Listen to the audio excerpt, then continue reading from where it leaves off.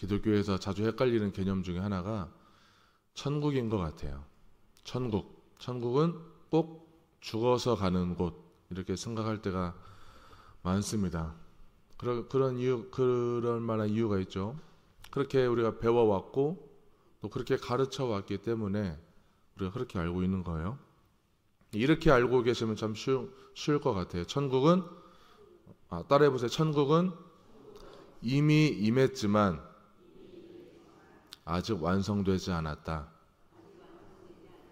네, 천국은 분명히 이 땅에 이미 임했어요. 이미 임했는데 아직 완성되지 않았습니다. 완성은 언제 되냐면은 세상 끝날에 완성될 것입니다. 하나님의 자녀 개념도 마찬가지예요. 하나님의 자녀도 우리가 하나님의 자녀로 이미 구원의 은총을 받았어요. 근데 아직 완성되지 않았습니다. 우리는 계속 성화되어 가야 되고 성숙되어 가야 하는 존재입니다. 우리 각 그리스도인들은 또 교회는 이 완성되지 않은 하나님의 나라를 세워가기 위해서 주님이 우리에게 주신 그 사명을 믿음으로 잘 감당해야 하는 것입니다. 끝까지 인내하면서 우리가 감당해야 하는 것입니다. 그러기 위해서는 하나님의 나라가 무엇인지도 알아야 되고 또 하나님 나라의 질서도 알아야 하는 것입니다. 오늘 제자들이 예수님께 물었어요. 누가 천국에서는 큰 자입니까? 우리 질문을 보면은 그 사람의 의식을 좀 알 수가 있어요. 누가 천국에서 큰 사람입니까? 이 질문 속에는 여러 가지 이제 의미가 담겨 있겠죠. 우리 성도님들이 그동안에 알고 있던 신앙 상식으로는 천국에 가면은 큰 사람이 있고 작은 사람이 있습니까? 높은 자가 있고 낮은 자가 있나요? 우리가 알고 있기로는 그런 것 같진 않아요. 천국은 뭐 높은 사람이 있고 낮은 사람이 있고 어떤 그런 게 없이 그냥 평등한 조건으로 우리가 또 들어왔을 것 같습니다. 제자들이 말하는 천국의 의미가 따로 있어요. 제자들이 생각한 천국은 예수 지상 왕국 체제예요. 예수가 왕으로서 군림하는 지상 왕국 체제를 말하는 것입니다. 특히 그 전제 조건이 있죠. 이스라엘이 현재 지금 식민지인데 로마의 식민지인데 그 로마로부터 독립된 한 국가로서의 지상 왕국 체제. 누가 왕이냐면 예수가 왕인 그런 체제를 기대하고 생각하는 것입니다. 예수가 왕이 되면 제자들 중에서 누가 높은 자리를 차지할 것인지 이미 자기들끼리 서열 다툼을 좀 어느 정도 정리하고 온 모양이에요. 마지막으로 이제 최종적으로 물어본 거죠. 예수님께 누가 그 높은 사람인지 물어보는 것입니다. 우리나라도 대통령이 바뀌면은 내각을 새롭게 구성을 합니다. 나란 일을 하는 사람들을 이제 구성을 해야 되니까 뭐 대통령의 측근이든 어떤 권위자이든 또는 어떤 경험이 많은 인재들을 등용을 할 거예요. 이 직업이라는 것은 직업이 갖고 있는 목적이 있어요. 그 직업 의식이 있습니다. 나란 일의 목적이 있죠. 공무원의 목적은 나란 일의 목적은 공익이에요. 공공의 이익. 그러니까 국민을 위해서 일하는 게 최고의 가치입니다.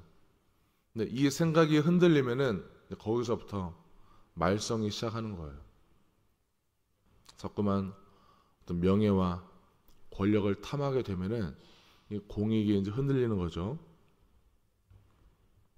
어떤 수석 자리나 어떤 장관 자리, 이 대통령실 자리 이런 것들은 이런 자리들을 내 명예로운 이력 한 줄을 위해서 한다거나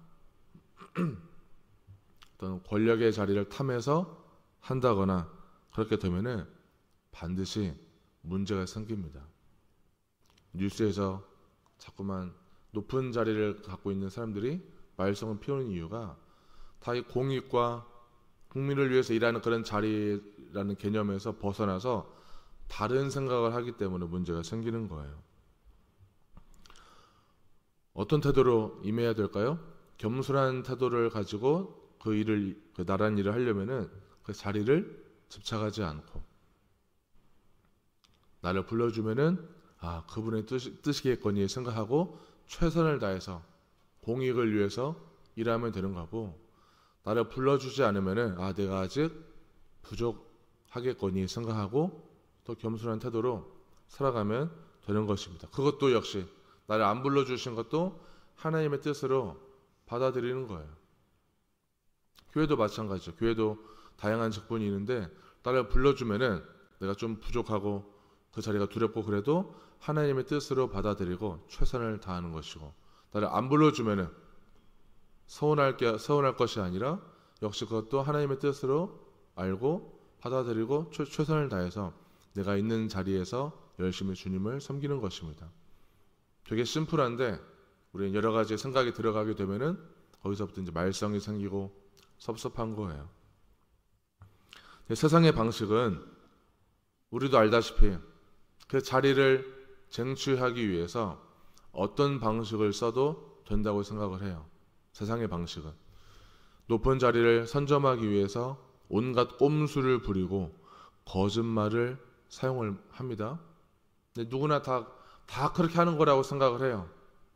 여기에 우리가 너무나 많이 물들어 있고 너무 익숙하기 때문에 그렇게 꼼수를 부리고 비리를 저지르고 불법을 해서 그 자리를 점령하는 것이 그것도 실력이라고 생각하는 거예요. 그건 우리의 생각이고 우리의 시선이죠. 세상의 방식이에요. 하나님의 시선은 그렇지 않죠. 정직하고 올바르게 올라가는 것입니다. 근데 여전히 제자들은 2인자가 궁금해요. 예수님 다음은 누가 총애를 받을까? 누가 인정받을까? 이게 중요합니다. 예수님을 계속 따라다니고 합숙해보고, 예수님께서 한번 떴다 하면은 사람들을 모으는 재주가 꽤 있으셔. 예수님의 사역 능력까지 보니까 이분이야말로 왕이 될 만해, 이런 생각을 갖게 되면서 이제 더 이상 이 가난한 삶을 청산하고 왕 다음으로 그 통치권과 권력을 나도 한번 누려보고 싶다, 이런 마음들이 제자들의 마음속에, 여전히 우리의 마음속에도 계속 침투하고 있는 거예요. 내일부터 김필수 목사님께서 휴가를 떠나시는데 나머지 목회자들이 이제 김필수 목사님 안 계시니까 내가 왕이라고 생각하고 선을 넘게 된다면은 이제 거기서부터 말썽이 시작하는 거죠. 예수님의 대답은, 그 제자들의 질문에 대한 대답은 다소 충격적이었어요. 우리는 뭐 많이 익히 들어봤지만 제자들 입장에서는 충격적인 대답인 거예요. 이 천국 질서를 알려주기 위해서 어린아이 한 명을 데려옵니다. 근데 유대 문화를 보면은 유대 문화에서 어린아이는 법적 권리도 없고요. 그리고 발언권도 없어요. 사람 수에도 들어가지 않아요. 그러니까 사회적인 비중만 봐도 현저히 낮은 존재물이에요. 존재물. 너희가 마음을 돌이켜서 어린아이같이 되지 않으면 천국에 못 들어간다 말씀하셨습니다. 가장 무력하고 가장 어떤 사람에게 기대고 의존적인 그런 존재물인 어린아이를 사용하신 거죠. 누가 큰 사람입니까? 물어봤는데 못 들어가는 방법을 얘기하는 거예요. 어린아이같이 되지 않으면 못 들어간다. 하나님의 나라는 높은 자가 아니라, 그게 중요한 것이 아니라 낮은 자들, 그리고 스스로 내가 아무것도 아님을 아는 그런 사람들이 큰 사람이라고 알려주시는 것입니다. 우리 사회에서는 어떤 한 사람을 평가할 때 위계적인 것으로 평가하기도 하고요, 사회적인 성공 여부로 그 사람을 평가합니다. 아주 높이 평가하죠. 성공한 사람이라면, 돈을 많이 버는 사람이라면 우리 사회에서는, 사람들 이 세계에서는 아주 높이 보는 거죠. 하나님 나라의 원칙은 하나님께서 그런 거 중요하게 생각하시지 않아요. 성공했냐 안 했냐, 그 성공 여부도 인간의 잣대로 평가하는 기준이지 절대적인 기준은 없는 거예요. 하나님의 시선은 그것이 중요한 것이 아니라 하나님은 성숙도를 봅니다. 성숙도. 그 사람이 성숙했냐 안 했냐. 참 성숙은 하나님을 믿는데, 어떤 하나님을 믿냐면은 이 전 세계를 창조하시고 통치하시는 그 주권자 하나님을 믿는 사람이, 그런 사람이 큰 사람이라고 얘기를 하는 것이죠. 그래서 그런 사람이 성숙한 사람이라고 말하는 것입니다. 유대 사회에서, 그 당시 유대 사회에서는 율법을 얼마나 많이 알고 달달달 외우는가, 그 율법을 얼마나 실천하고 있는가, 거기에 대해서 높이 평가했어요. 그 사람의 공로, 사회적 지위, 그 사람의 어떤 능력, 이런 것으로 천국 입성 자격을 논한 거예요. 자기들끼리. 하나님의 마음과는 많이 반대로 비껴간 것입니다. 예수님은 그 뿌리 깊은 사고방식들, 당연히 생각했던 천국에 대한 자격, 이런 것들을 뒤집어 버렸어요. 어린아이 한 명을 데려와서.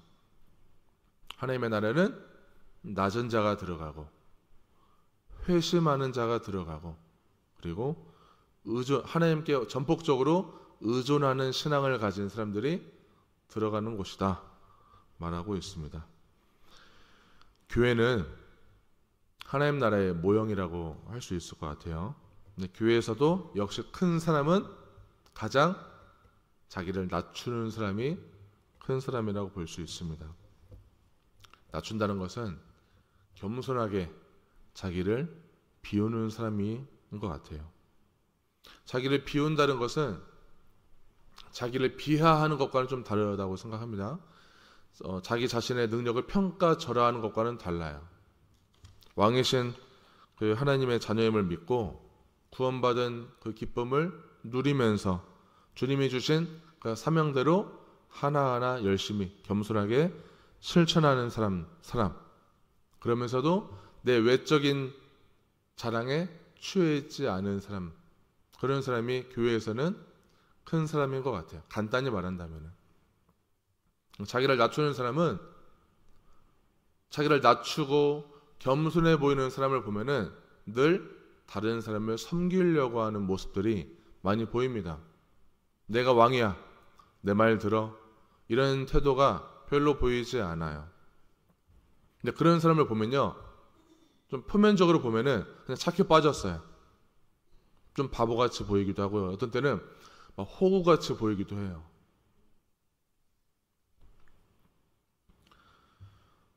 자기 주장을 잘 못하는 사람으로 좀 보이기도 합니다. 근데 못하는 것이 아니라 뭘 알고 안 하는 거죠. 자기 주장을 좀 뭘 알고 참는 거예요. 그리고 기다리는 거죠. 생각하고 말하는 거예요. 그런 사람들은.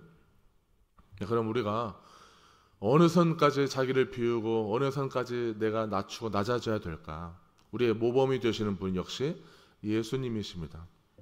5절에 보면은 어린아이를 영접하면 곧 나를 영접하는 것이다 라고 얘기하고 있어요.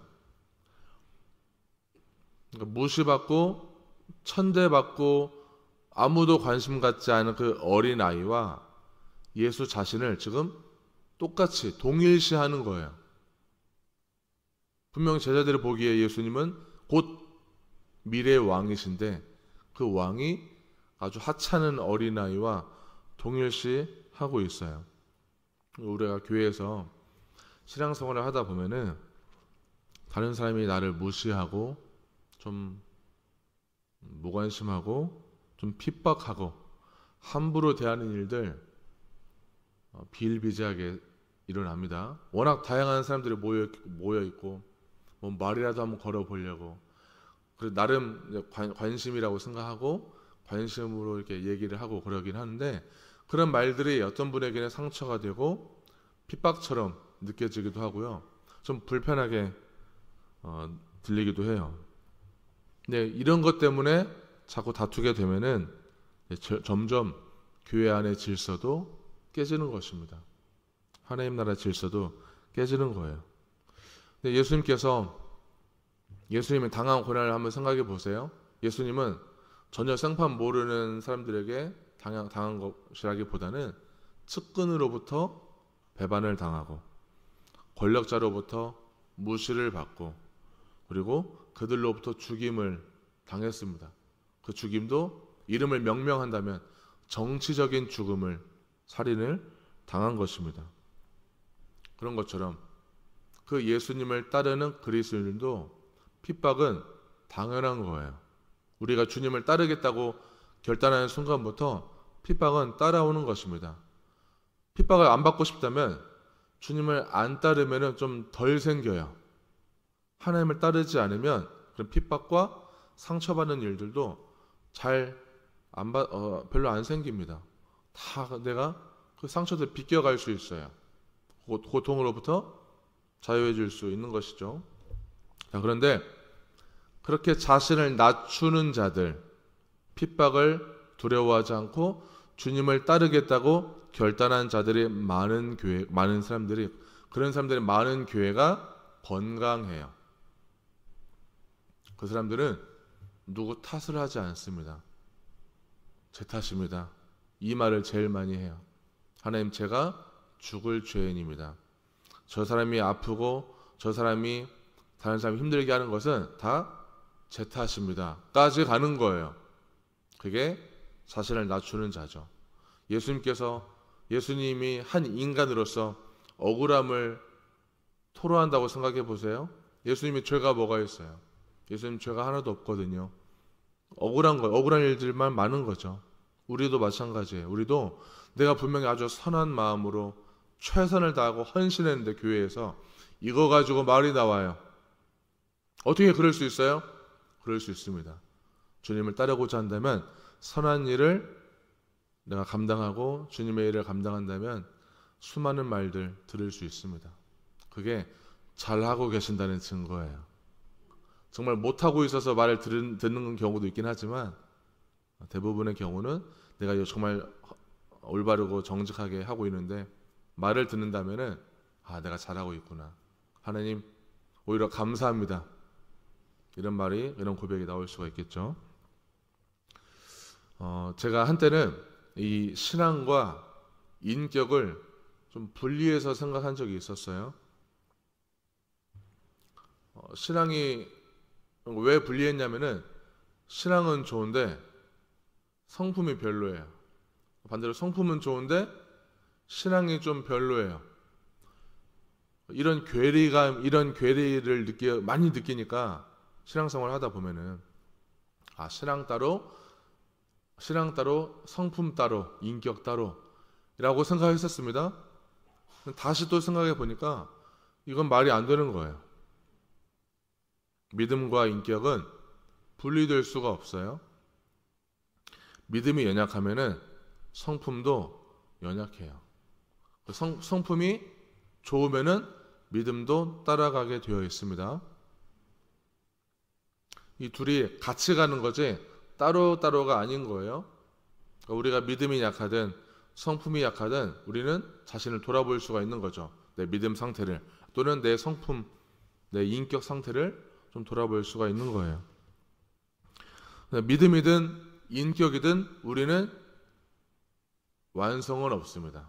계속 가고 있는 거예요. 계속 우리는 노력해 가야 하는 것입니다. 많은 불신자들이 기독교인들을 불신하지 않는 이유 딱 하나예요. 정리해보면 딱 하나. 말과 행동이 불일치해요. 말은 사랑을 얘기하는데 실천은 그렇지 않아요.